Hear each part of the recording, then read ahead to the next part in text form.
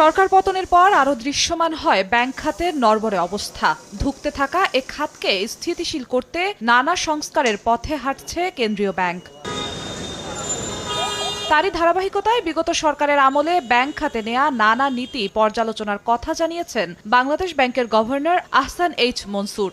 আভাস দেন banking company আইন পরিবর্তনের। অবশ্যই ব্যাংকিং কোম্পানি অ্যাক্টকে মডিফাই করতে হবে। আমরা ওই পলিসিগুলোকে রিভিউ করব। ওই পলিসি হয়তো দেখা গেল যে শুধুমাত্র 10টা লোকের জন্য স্বার্থ সার্ভ করছে, সেক্ষেত্রে আমরা পলিসি ক্যান্সেল করে দেবো। রোববার কেন্দ্রীয় ব্যাংকের সংবাদ সম্মেলনে গভর্নর জানান, আগের সরকারের সময় 70,000 কোটি টাকা ব্যাংকিং খাতের বাইরে চলে যাওয়ায় তারল্য সংকট তৈরি হয়েছিল।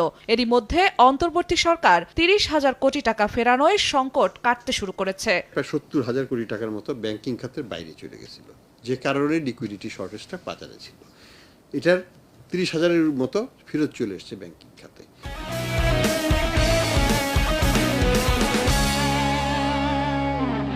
এদিকে পাচারের অর্থ ফেরাতে শিগগিরই দেশি বিদেশি বিশেষজ্ঞদের সহযোগিতায় টাস্কফোর্স গঠন করা হবে বলেও জানান তিনি। বাংলাদেশ ব্যাংক, দুদক, সিআইডি, হোম মিনিস্ট্রি, তারপরে ফরেন মিনিস্ট্রি, বিদেশেও তো উদ্ধার করার কাজ করতে হবে।